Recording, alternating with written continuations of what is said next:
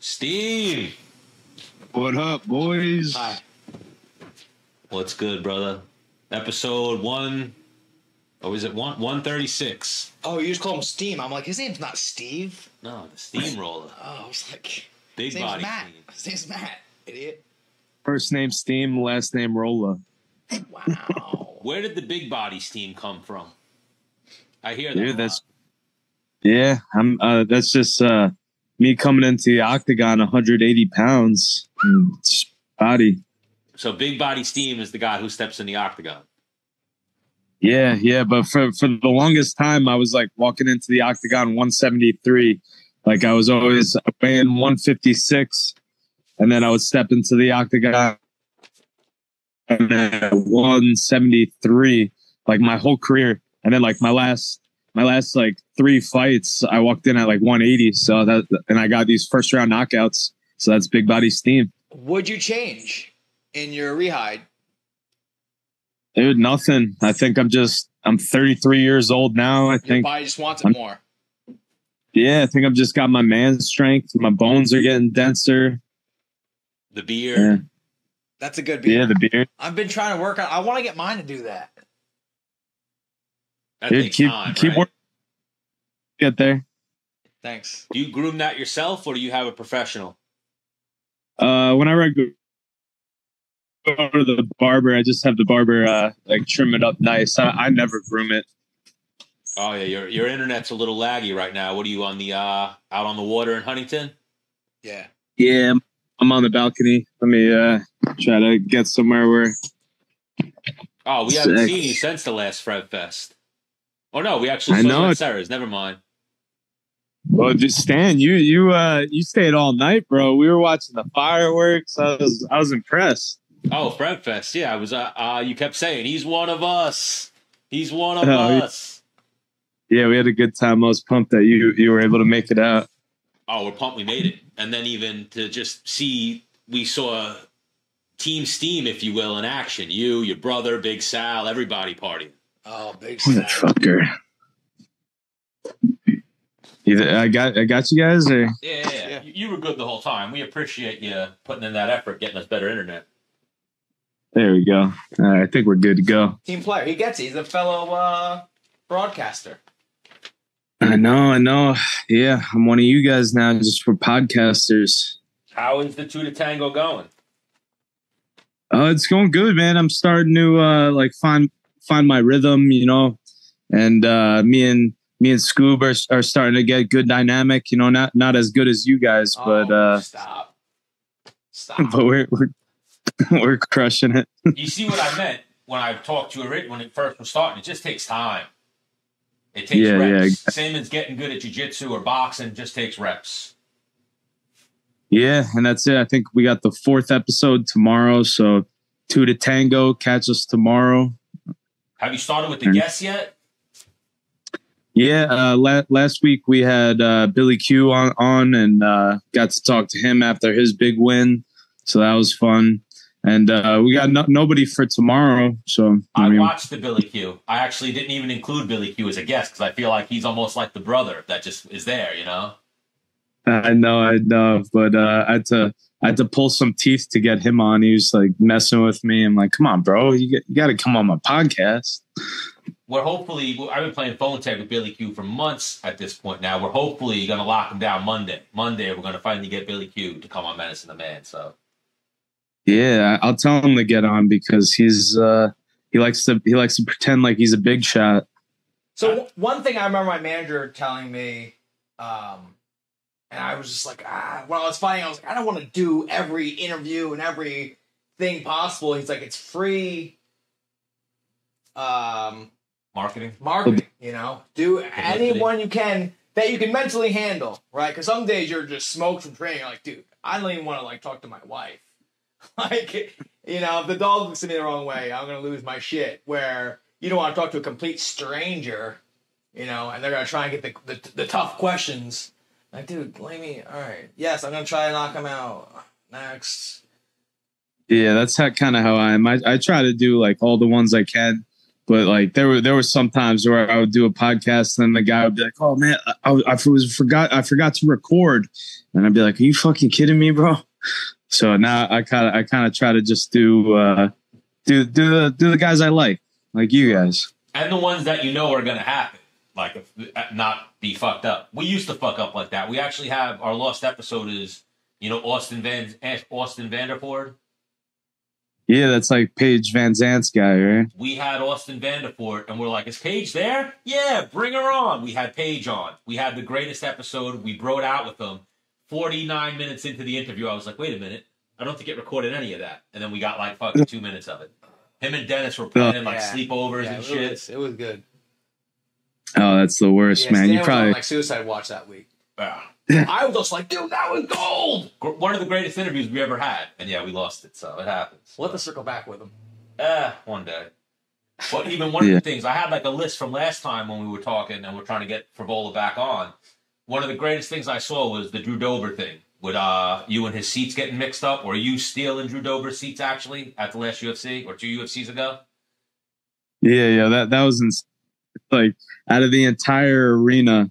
Like I sit in these empty seats, like these awesome seats, empty seats, and then they just happen to be Drew Dober's seats. It was funny, man, and he was like the nicest guy about it too. We're just joking around because I just beat him up in a fight. I'm thinking like, yeah, I'm sitting in your seats, but what are you gonna do about it?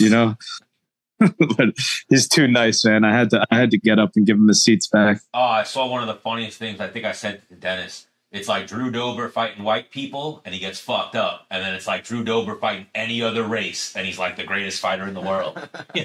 Like it was a thing I saw. And then I looked it up. It was like, yeah, he only loses to white people. Yeah, I saw that on the build-up. People were sending me all that stuff and saying that I was going to win because I was white. Yeah. MMA internet is undefeated. You know how it is. Oh, my gosh. So right before we got you on, I said to Menace, and I actually made a good pun. I was like, what's going on with the Paddy fight? It looks like it's picking up some steam. Pun intended. Yeah. I mean, as far as I'm concerned, we got to get this signed soon. They're starting to book these fights for MSG. So I mean, me and Paddy could be a co-main event, could be main card on that. And I'm preparing for MSG. I'm hoping that Paddy will sign the contract, but if he doesn't and they offer somebody else, I'll fight anybody at MSG. I just want a big fight on the main card. I want the Timmy Trumpets live walkout. I want to put on for the New York people, man. I love fighting at MSG. This will be the 3rd time, so we'll see. So top 3, Paddy being number 1 opponent. Do you have a 2 and a 3? Dude, I mean, if I guess it looks like Chandler is going to get this McGregor fight. For a while. Like Chandler wasn't going to get that McGregor fight, and I was like, "Let's go, Chandler, me and you." But we'll see what happens. I'd love to fight Dan Hooker. I think that would be a good one, but I don't know if he'll be healthy. But really, anybody in front of me, I'm trying to make my title run right now, so I got to start, working up the rankings and taking, the right fights that'll get me, to the title hopefully in 3 fights.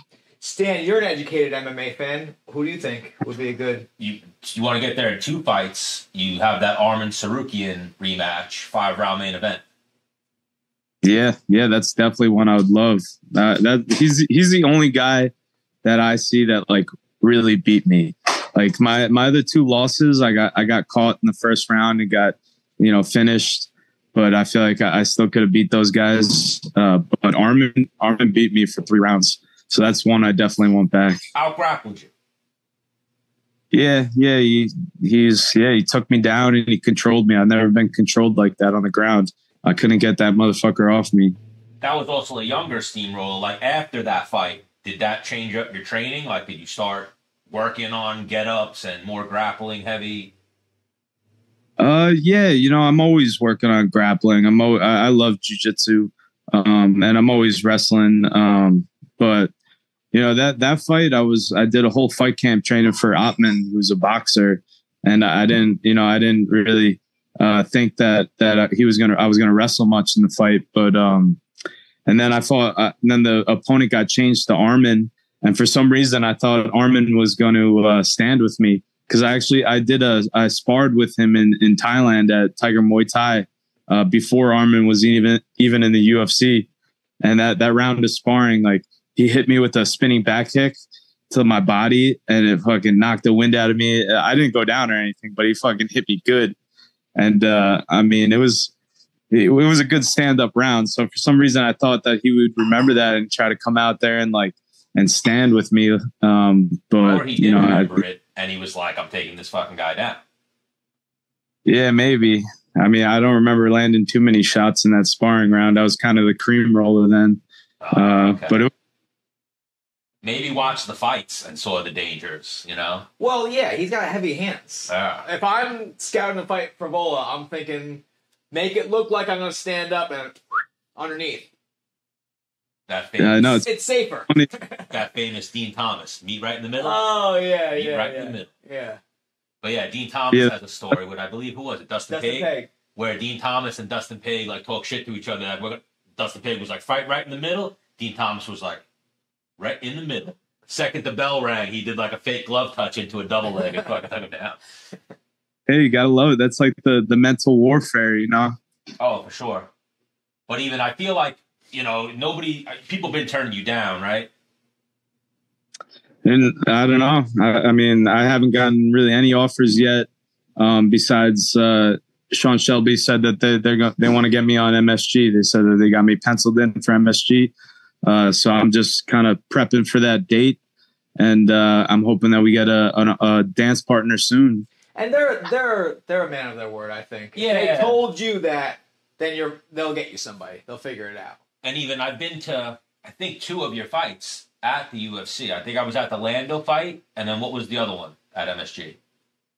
Ottman, yes. Both of them were amazing. Like, stole the crowd, stole the moment. Like, the moment of the night was obviously the main event and the names, but for New York, it was Frevola's knockout. Because I know wherever the UFC has an event, like, let's definitely get some guys that live around here. Because then we'll get asked and even seats. You and Lando was a draw, right? Yeah, that was a draw. But I remember that fight being fucking crazy. You got fight of the night. He's constantly putting up highlights of that. Did you get fight of the night that night? No. Weidman and Jacare got fight of the night that night. Oh. I always bust Weidman's balls about that, but at least he got it. You know, at least one of us. He got it because but he's had the money. You know what I mean? These young guys, the lower guys need the 50,000. I mean, it would have been nice, but you know, he's got kids and a family and stuff. Yeah, you know, but he will one day. I know. We're gonna be getting our bonuses now. I'm hoping to be getting on the main cards now and getting those bonuses that I deserved. You know, it's tough though when I look at it. It's like you obviously want Hooker or Paddy or Armin. I feel like they're gonna go Grant Dawson. Just like that's why I was asking. You're not getting any offers, or people are dodging you, or you're not a fight people are jumping at. I think he's that guy too. So they're gonna kind of, and it's not like he's a world beater. He's just fucking. He's tough. A smother grappler type. Yeah, he's boring, man. He's boring. Good dude, and he's a really good fighter. But I mean, like, I want to fight that excites me. I want to fight that excites the. So hopefully, Tony Ferguson. That would be awesome. Is he in the UFC still? Honestly, I would like feel bad now to fight him. He's only lost his last 6 fights now. Yeah. It's like, oh, what about Clay? And then the thing with Tony, Clay's back at 155, right? Tony's making it like where we're all gonna feel bad for him because it's like, you good, Tony? No, I'm gonna win again. I'm 3 fights away from the title, and it's like, ooh, I'm in my prime. Ooh. Yeah, exactly. Any day now, the laws are gonna start talking to him again. But so you said man. Conor and Chandler. What would you rather see, Conor versus Chandler, or Conor fight for the BMF belt?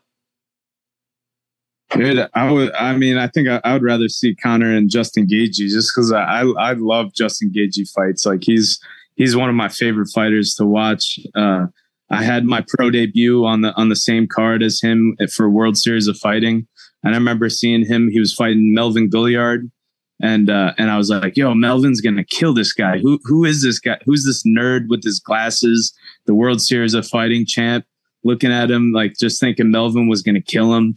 And then Gaethje came out and just fucked him up. And ever since then, I was a huge Justin Gaethje fan. Yeah, he's got to be the most, arguably the most exciting fighter to watch. He gets a bonus every fight of the night or a performance bonus in some way. But yeah, that's what I always tell Menace. That's the fight to make. I feel like they bring the BMF belt out to dangle in front of Conor's face. I feel like they did it last time, and I feel like they're doing it again. Yeah, I mean, I think they just want to get McGregor back in there, but he's got to get tested. Like he's just got to get in the testing pool already. Like I don't understand why he hasn't done that. Like I guess he's still pissing hot or he's still juicing or something.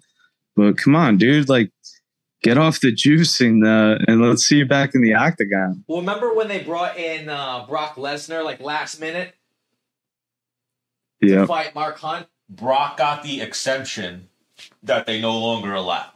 Right. Well, because it's the Brock Lesnar rule. One-time thing, right? No, Brock supposedly had to turn in, I think, 3 clean tests, and he turned in no clean tests. But how they got around it was they delayed the results till after the fight. Right. And USADA gave him an exemption, and then all the samples came back dirty. So they were like, "What the fuck is this?" So USADA then went, "We kind of can't do this again." Right.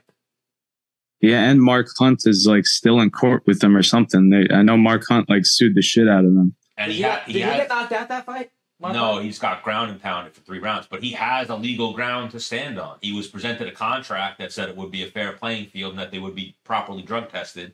That's his court stance, But yeah, they're dragging him through the mud from what I've seen, Mark Hunt. But they have enough money to do so. But even the Mark Hunt part of it is probably why they're not going to give Conor that exemption. Right. Because then Chandler can go, guys, let me fight this guy on juice, my brain, something. Oh, that's the reason? Not because you let people punch you in the face thousands of times? No, you know what I mean? I love that he does that. Like, yeah, go ahead. Fucking. I love watching that, but dude, you have kids, you have your 70s coming up one day, yeah, you're not gonna make it, bro. Yeah, man. I mean, but he's an exciting. Love to watch it. Yeah, I feel the same way, man. Another thing, All-American class Division I wrestler. Have you ever seen him shoot a takedown?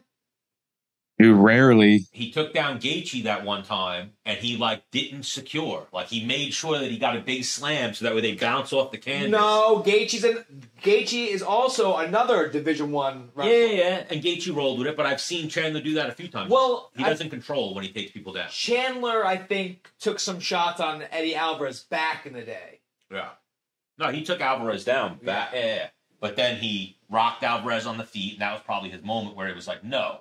This is how I fight. Right. I'm a striker now. Yeah. I've seen that with a lot of guys. And Gosh checked. He's a high-end performance car, if you will. He's got a lot of horsepower. So, if he fucking connects when he's doing that, hands down shit. But, yeah, I would love to see... I think Chandler versus Frevola is... Oh, I love that.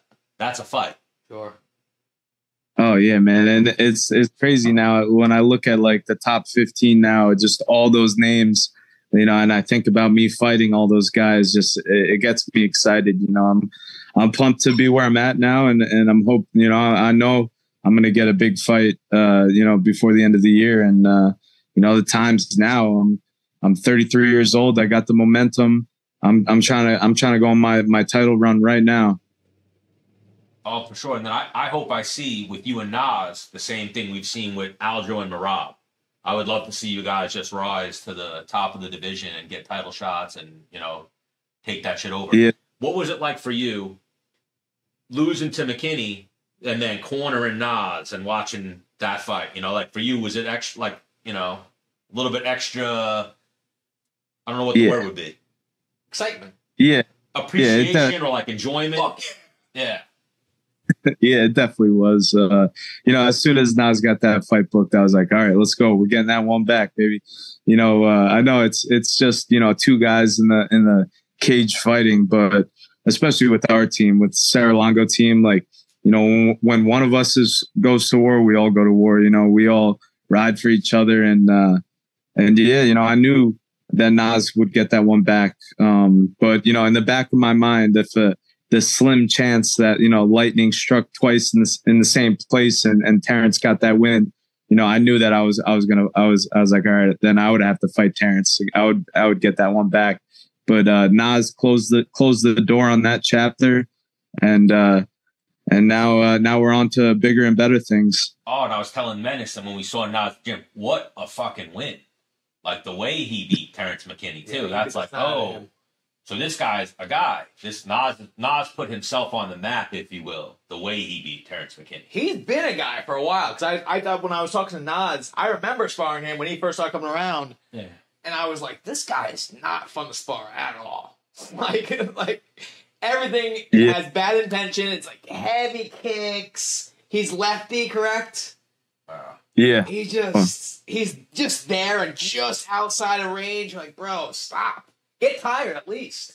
Yeah, he's a very, very good striker, and he's also got very good grappling as well, which is what, you know, we were trying to keep a secret for a while. But I think now after that Terrence fight, the way that he trapped Terrence's arm behind his back like that, got the choke, I think you know, the people are going to know that he's got grappling as well. Oh, McKinney's no scrub on the ground. That's McKinney's thing. You know, like I think he got lucky against you, obviously. You know, that's like a freak knockout, the one he got against you. But then he was out grappling or smothering Nas in the first round, and you saw Nas dealing with it, and you're like, oh, shit. He's so big for the weight class, McKinney, that maybe he could 30-27 guys. With right, how tall is he? I don't know how tall he is. 6'2"? He just looks big. Like, he looks thick. He's big. 6'1"? I think he's like 6 foot, maybe. Not that tall, but he's got long arms. Like he's got a weird reach, good reach. Oh. Like John Jones. Yeah. But he also came back and got a win, which is, you know, good to see. Oh, right back. Yeah, he fought just this past weekend. But it was good to see Nas get that one back. And then what we were talking about before, we've been jealous of it for years, the Sarah-Longo family, and like the way you guys all are. Like the way that, I forget who it was, who fought Tuesday night, and I saw Zuka is who had the video up. You guys were all at the gym watching and like going nuts.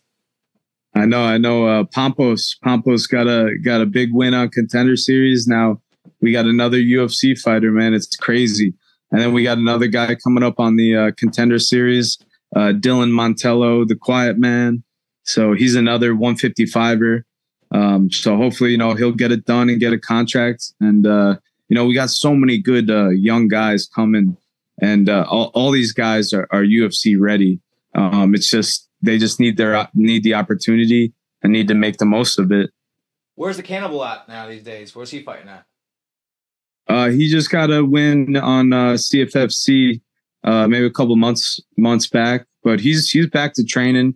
He's ready, and I think he's on the short list. You know, he did a Contender Series. He had a war on Contender Series, right? He had the guy hurt, and the guy just like woke up out of the dead, right? Yeah, he had that crazy fight with Chris Duncan on the Contender Series where he like rocked him, almost finished him, and then the guy like threw a helmet, caught him. But you know, Charlie, he bounced back from that, got a big win, CFFC, and I think it's only a matter of time before you see Charlie in the UFC as well. Oh yeah, Dylan is the one who fought in Eagle FC. Yes. Yeah. He's good, that kid. Yes. But yeah, you guys got stuck. And even at the last when we came to Sarah's, we bumped into Fumi. Remember, I asked you about Fumi at the UFC at MSG, and he retired at that point, but now luckily back. Yeah, he's back. He was out in Nashville. He took a short notice fight in Nashville, and he went out there and like dominated the guy, and then got a 40, right? He took the short notice fight in Nashville at 135, okay. But he's a 25er against the guy who had like 30 fights. I think the guy was like 20-10. Yeah, he's a problem. Yeah. The guy Pumi fought in Nashville was no slouch either. Cleveland McLean, who's like a Florida guy. He's fought everybody in Florida. He was out of Fusion XL with Julian Williams in his corner. So, you know, Pumi choked out another real good guy on short notice, and he's you know on the cusp as well. He's a top 10 guy in the UFC right now. Yeah. Yeah, I agree. Aljamain said he thinks he's top 15 tomorrow, today. Yes. Yeah, I agree, and it's only a matter of time before we see him in the UFC as well. Oh yeah, I said to Aljo, I feel like Fumi was his secret weapon for a little bit. It's like nobody. Oh yeah, like even, training tool. Yeah, like even we were talking about Demetrius Johnson possibly fighting Aljamain. He's seen that speed before. Maybe not that level because Demetrius Johnson, the GOAT, whatever, but he's seen the speed. He's seen that style, like that quickness. Because that's what it is. Like he talked about sparring John Dodson. I'm sure you moved around with Fumi or Aljo or something. They seem so quick, right? Yeah, Pumi's the fastest guy I've ever seen, honestly. And then even when Aljo was in training camp for Henry, Pumi was, you know, retired doing his WWE wrestling, not even really training. And then Aljo gives him a call to come to spar, and Pumi just drops everything, not even training, just comes to the gym and gives Aljo like a hard like 3 rounds of sparring. Like, dude, if you could go in there without training and give the champ like such good work like that, you know, you're a beast, bro. And I think that kind of fired him up to make his comeback. Because I remember I came down and I was working with you and Aljo, and Pumi was there. I thought Pumi was a 35-pounder. So we were commentating a fight, and he comes out 125, and I was like, he's a 125? I was like, yeah. I'm like, that kid gave me, he stuffed multiple takedowns. And I'm 20 pounds heavier than the guy. Yeah, man. He's like a little compact guy, strong, fast, well-rounded.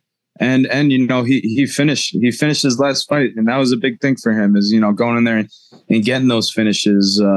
In that fight in Nashville, he dominated the first 2 rounds, and then the 3rd round comes, and I'm like, come on, Pumi, like, you could go out there and you could just dominate a 3rd round again and win a decision, or, you know, you could go out there and get the finish and show the UFC that, you know, you're here and you're ready for the UFC, because they want finishes.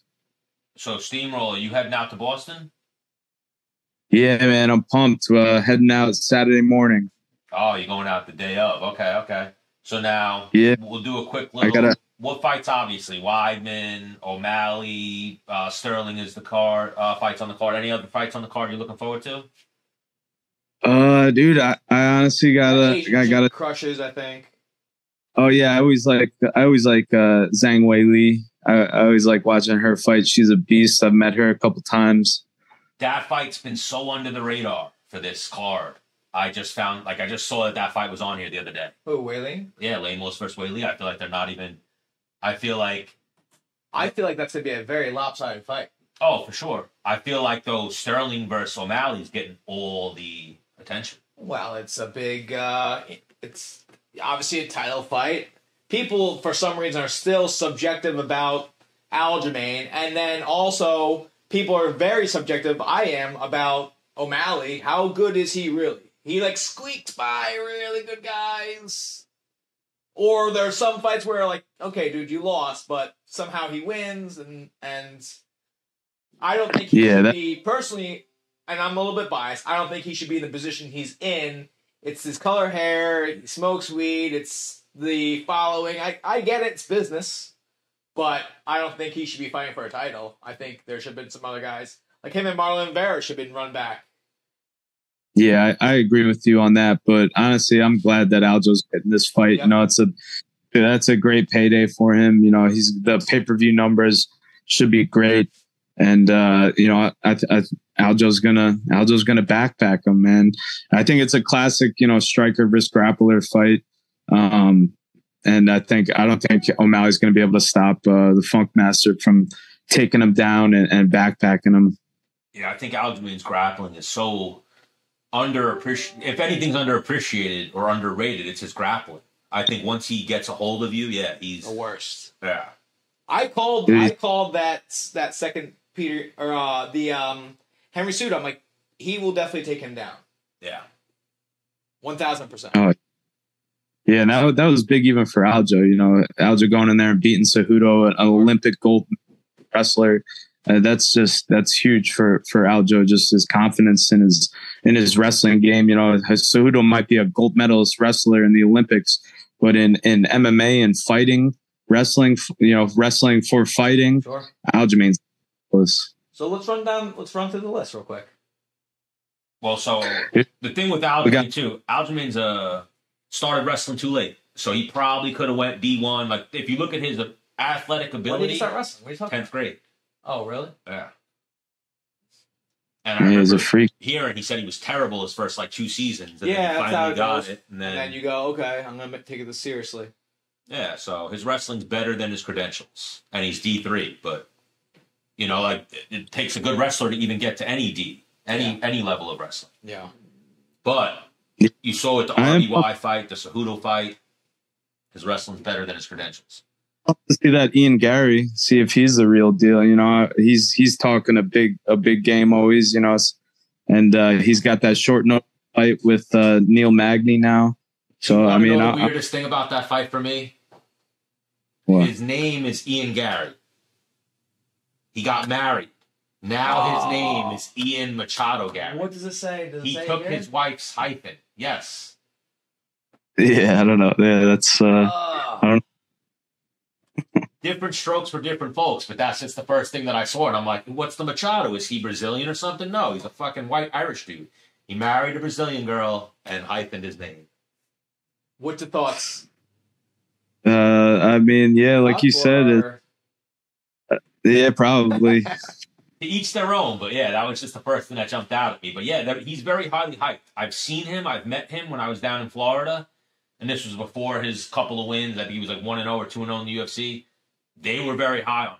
Gilbert was high on his grappling. I think they still are high on him, no? No, very high on him. Yeah. But I'm saying, like, back then even, Gilbert was high on his grappling. And I was like, really? His grappling's good? And they were like, yeah. I mean, grappling. I'm rooting for him because he rocks my dude Henry Hooft. Yes. So. Yeah, I guess I'm rooting for him too because he's fun to watch, man. He's fun to watch. I like that he's talking a lot. He's so I mean, I'm here for the Ian Gary Machado show.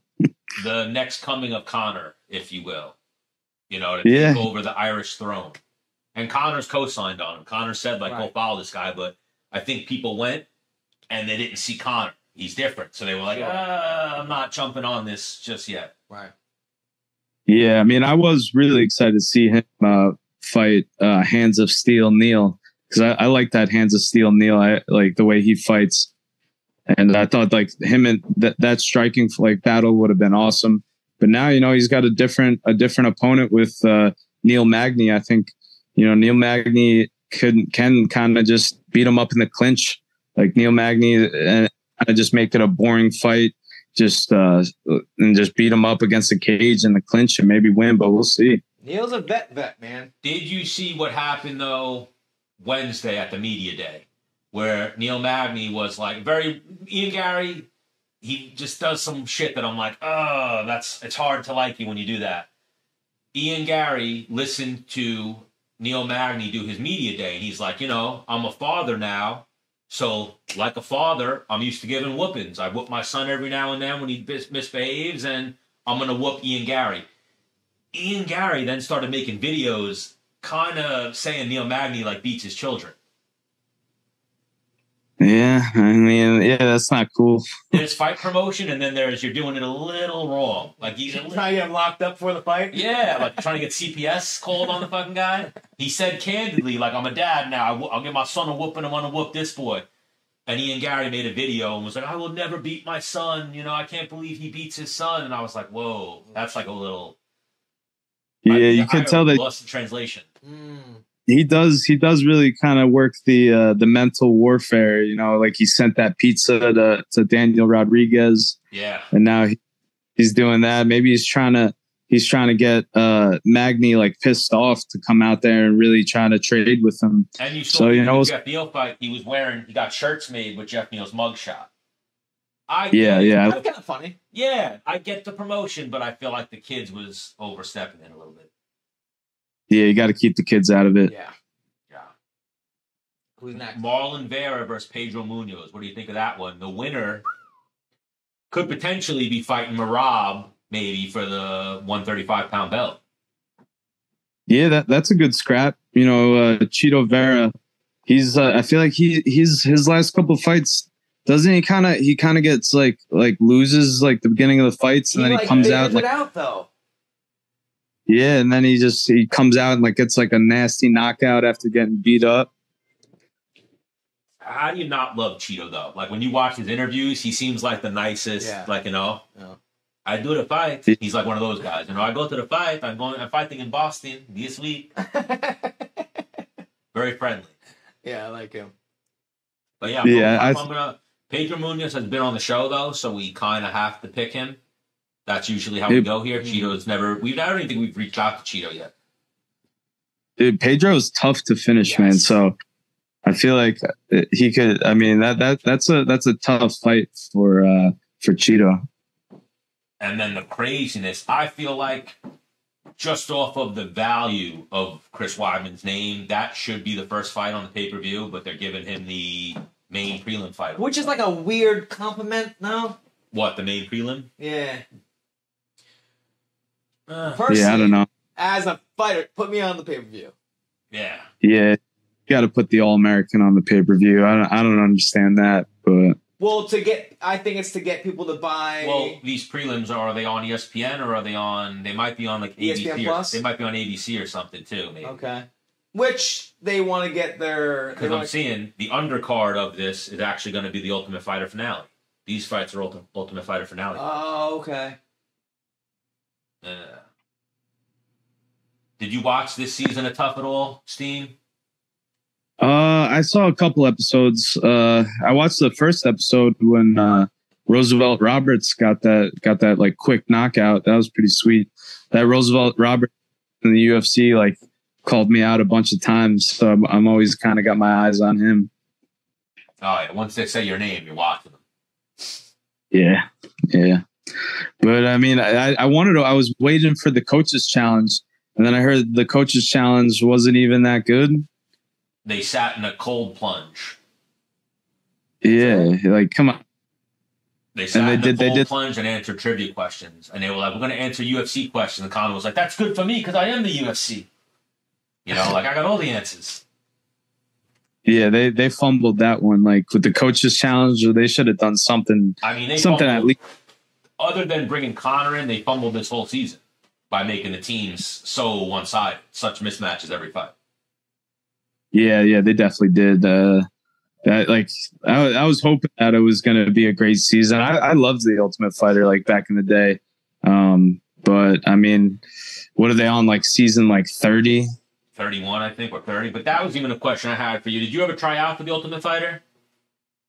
No, I never did. I got Contender Series. I was on the first season of the Contender Series, and I got in like that. I was 5-0, and then got Contender Series, and won that, and I got to the UFC at 6-0.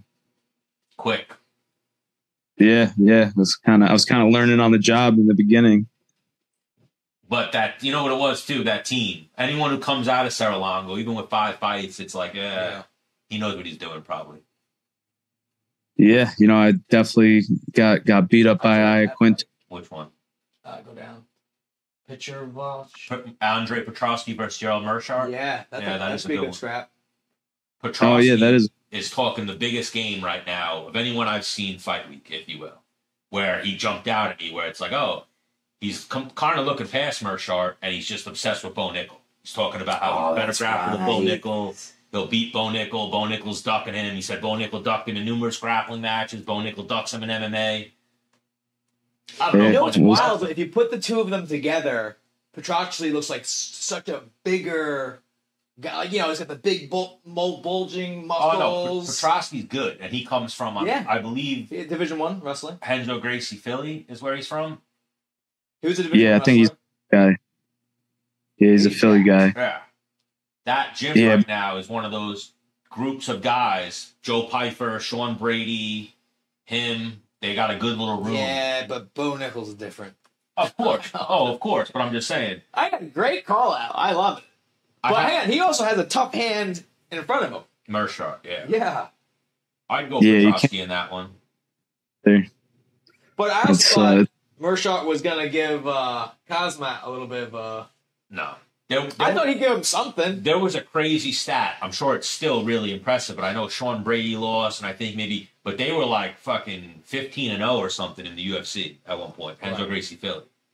Or something like that. Someone out there has that stat. They have a very good win-loss record in the UFC. Yeah, they're tough. Hey, they're Philly tough. So, Ultimate Fighter, Cody Gibson or Brad Katona. I guess I'm going to go Katona, right? Yeah. Yeah, he won the Ultimate Fighter a while back. And he will be the first two-time winner if he wins. Jesus. Kurt Hollabaugh versus Austin Hubbard. I'm going to go Kurt Hollabaugh. For fun, I'll go Hubbard. Well, I got Kurt Hollabaugh's number, so if he wins, I'll try to get him on the show next week. I'm thinking Hubbard will probably get that one done. And that big Brazilian, I think he's going to win too. Gregory Rodriguez? Yep. Versus Dennis Tululin. Yeah, I'm going to go Rodriguez. And I think Tululin might be a late replacement. Or no, this is a fight they've been trying to make for a minute. So. You guys, what'd you say? You guys going to Boston? I don't know if Menace is. I might go. I'm still up in the air. Got my little guys this weekend. Yeah. Well, if I do go, you know who I'm partying with, though, right? Yeah, we should partner with me. Yeah, we're trying to make it happen in Boston. It's actually your fault that is why Stan's not really going to Boston. Might not go to Boston. Oh, no. Yeah, well, we usually apply too late for press passes, but why we don't get press passes, if you will, is apparently for how I acted at the UFC at MSG. Like, Stan, were you drunk? He's like, no, Frevola got the knockout, and anytime I saw a Frevola guy, like, beer? So I'm like, oh, so you were hammered. Like, no. I was celebrating with the fucking steamrollers. I've also been with Stan. Like, Stan, you good? Yeah. I'm like, you're fucking hammered right now. All right, let's go. Dude, they should guarantee you press passes after that. Every event we should have press passes. Greatest journalist in combat sports right here. All I did was ask about Stipe, and I'm trying to make Stipe and John Jones, and now we have the fight. So do I power slap you now for Dana, or eventually? But so we'll go back to this card. But what do you think of Jones Stipe? It's going to be probably the main event of the card that night. Yeah, that's an amazing fight, man. I think Stipe will definitely give Jones a better fight than Gain did. That's like I was so interested about like the John Jones experiment at heavyweight. How he was going to look with all that muscle and looking all big and stuff. And he handled Gain really really easy. With the wrestling, got that choke quick. But I think he's not going to be able to do that to Stipe. And I hear Stipe's like put on some muscle. He's bigger now. I love Stipe, man. I hope that he goes out there and humbles John Jones a little bit. Ooh, I haven't heard many people picking Stipe. Yeah. Well, Stipe comes and trains with those guys, right? He comes down Long Island and works out with you guys, right? Yeah. He's buddies with Weidman and Wonder Boy. He's been to the gym a couple times. Vellante. Him and Vellante were like best friends at one point, or very close. Yeah, Vellante. Yep. So we'll see, man. But he hasn't fought in a while too. But you can't. I mean, Stipe is the man. Real quick, side note. I don't know if he still is. Stipe is nasty at Call of Duty. Yeah. Like 33 and like 1. Like kill death ratios. Like, bro, really? So I played with him and Vellante one time. And the Call of Duty wasn't out like too long. And these guys like, meet me by the train and the bridge. I'm like, I don't know where that is yet. I'm on a match like this. These guys were calling out like plays. I'm like, you guys are losers. Bro, I've heard Stipe's really good. So Vellante's not bad either. Randy Brown was saying Vellante sucks. Okay. I remember that because I've chopped up that clip. He was like, he said Vellante sucks, but Stipe is really good. Yeah, he's a problem on Call of Duty. But that also might be, just friendly New York trash talk. Randy's from back there as well. But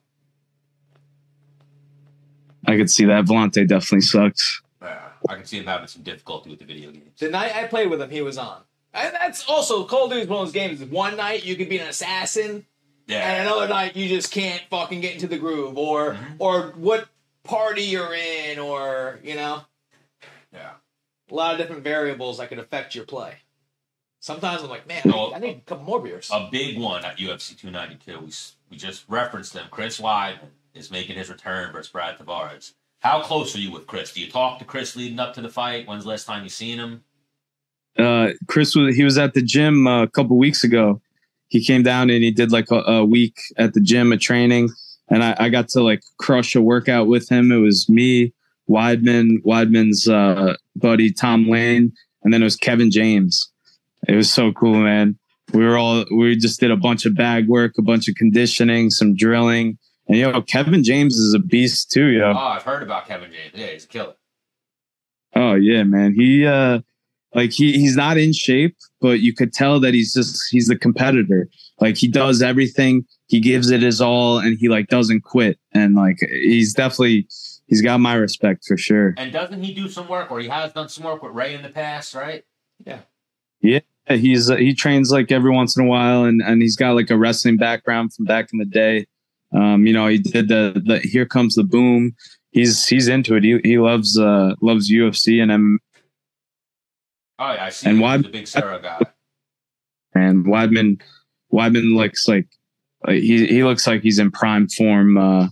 He's throwing kicks 100%, kicking the shit out of the bag in the pads. And, I think that's going to be a thing of the past. And you're going to see, a vintage Chris Weidman. I'm hoping that he goes in there and uses that wrestling, uses that jiu-jitsu, and gets a nice finish. He said the first thing he's going to do is come out and just throw a leg kick as hard as possible. I know, man. I was like, no. That idea. Hopefully, just hang on, because if I'm his opponent, I'm like, all right, he's going to throw a leg kick right away. I'm going to check it. Yeah, man. I hope he doesn't do that either. I would set it up. As part of, so I obviously New Yorker, friends with all you guys. I want to see Weidman win, but then I'm in the broken leg community. That's why I want to see Weidman make this comeback. I've broken my leg. I've been told you're not going to walk again, shit like that. So to see him come back is, a win for people that have been told they're never coming back. They're never going to walk again. They're never going to do what they used to do. So, when it first happened, Anderson, Conor, all of them, I knew Weidman's was worse than theirs because of where his shit happened. He had the worst leg break of all of them. Corey Hill, anybody, Weidman, because of where he broke it. He broke it right at the point where it starts to get fat, that's tibia. So yeah, that shit's usually there's usually no coming back from that. Brad Tavares is tough. Yeah. I love the matchmaking too. I think that's a great fight. Two veterans who've been around for a long time, fought everyone.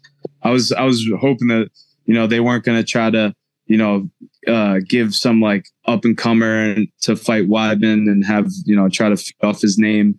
I love the matchmaking in that because I love Tavares too. He's a tough dude, Hawaiian guy. I think it'll be a great fight. Yeah, Tavares is game. He's scrappy, and he's been in the mix at 185 his whole career, around the top 20, top 15. I see right now they got him ranked 21. So I personally would have hoped not Weidman picked, but the UFC gave him maybe a lighter opponent. But this is one of those ones. If he wins Weidman's ranked 47th? Yeah, right now. If Weidman wins this, though, I wouldn't be surprised if I saw him at number 15 on Tuesday. Yeah, and the way that Weidman's talking, he still wants the belt. I mean, the way that he's been talking, that he wants this fight, and then he wants to start getting in the rankings and get the belt back. He is an awful matchup for Izzy. Yeah, awful matchup. Yeah, we've been saying that for a while now. Yeah, if he can get that back, I'm curious to see how he looks. Because again, Anderson, Conor, all of them. I went deep dive into all of the leg breaks because I went through that shit. Weidman had the worst leg break of all of them. He's the one who had complications and stuff, so that's what's taken him a little bit longer on the comeback trail. But really, really rooting for Weidman in this one. For many reasons. But so, Weili Zhang, we talked about that one. You can't really pick against her, right? No matter who she's fighting. So Amanda Lemos, that's going to be a rough night for her. But main event, Aljamain versus Sean O'Malley. We know where you're going, but maybe you could talk to us about what you've seen in the two of them that you makes you confident Aljo's going to win. Yeah, O'Malley's a great striker. I love, his unorthodox, his kind of like his different things he does. He's a sniper. But I mean, Aljamain's not easy to hit. His movement's different. He's funky on the feet. Even his striking is unorthodox, but he's effective on it. And then there's no secret of what he wants to do. Aljo's the best in the world at getting somebody down, getting their back, and just drowning them. I think it's a classic, striker versus grappler fight. You got to think the longer the fight stays on the feet, it favors O'Malley. But I think that Aljo is going to close that distance and get the fight to where he wants to be, where he's the best in the world. And I think once it gets there, that he's just gonna be like drowning O'Malley, and hopefully I see like a third or fourth round, submission. Well, as soon as Aljamain gets his first takedown, now he can play with those feints, and Sean O'Malley's not going to want to be taken down again because it took him forever to get out, or he lost the round.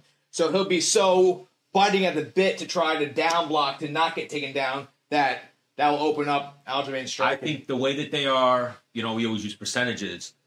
Their biggest discrepancy is the ground. Like, Aljamain can strike. Aljamain's striking is underrated, if anything. Maybe 60-40 in favor of O'Malley. Okay. Grappling, I want to say 80-20. Yeah. I feel like Aljamain's going to ragdoll him. If not 90-10. Like, it's going to be, me personally, from what I've seen from both of them and what I know of Aljo, what I've heard you speak of Aljo, it's going to be a mauling. If Aljo gets his hands on him, it's going to be like, oh, O'Malley can't really grapple. No, Aljo's that good. Aljo's strong in these positions. Like, that's what I think. Like, Peter Yan can grapple, and we saw what Aljo made him look like. Oh, you're not that good of a grappler, Yan. No, he's a good fucking grappler. Yeah. Aljo's that good. I think I say it. We're going to appreciate Aljo more once he's gone. Like, that's when Aljo will get his flowers or his love, if you will, once he's done, and you'll be like, oh, wow, he was really that good. Yeah. Yeah, and you gotta, I love what he's doing. He gets this win, and he is undoubtedly the bantamweight GOAT, the most defenses, beating everybody. And then I love, he's talking about going up to 145 after the fight and chasing greatness.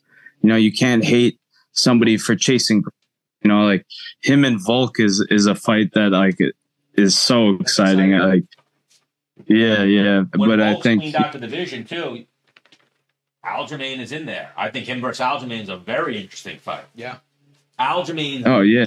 So do you see Craig Jones broke down Islam, and he was like, Islam's good at controlling people. He's not that good at submitting people. Like, when I look at his submissions, he's got holes. I feel like that's the thing that's going on there too. Like, just the grappling is just night and day. Yeah, man. He's gonna be human backpack, human Jansport, human anaconda. Aljo's got like the strongest, like skinniest arms that just snake around your neck, and then he just gets so strong, and then you're just choking. It's insane.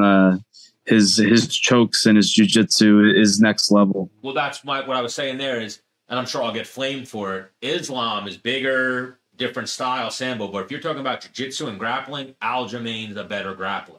So Aljamain versus Volkanovski is a way different fight than Islam versus Volkanovski. His vocabulary of different submissions that he knows, and we're products of it. You're a product of it. This jiu-jitsu that Renzo Gracie brought to the East Coast, there's different styles in it. There's a style in it that Aljamain has that's like, oh, okay, yeah, he fucking smothers you. Like, his grappling's good. Like, I remember I was telling you that. Like, Aljamain expanded. He's been with all those Jason Rao, and he does leg locks, and he has a whole game of jiu-jitsu that we don't see. Yeah, and he's gonna put it on O'Malley for sure, man. Yeah. All right, well, I might wind up in Boston. We'll see. It's always great seeing you, Steamroller.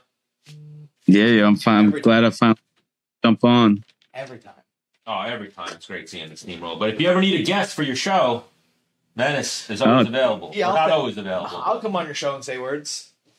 Definitely, yo. We got to get you guys on. But so Paddy Pimblett is next. What do you got to say to Paddy before we let you go? Yeah, say something mean. Dude, I want him to sign the contract. I want him to prove all the doubters wrong. Everyone's just calling him a bitch. Like, I think that he takes this fight. He accepts this fight with me. He'll earn the respects from the people. And I think that's what he wants. You know, the people want to see, they don't want to see him fight and, you know, just nobody. They want to see him fight me.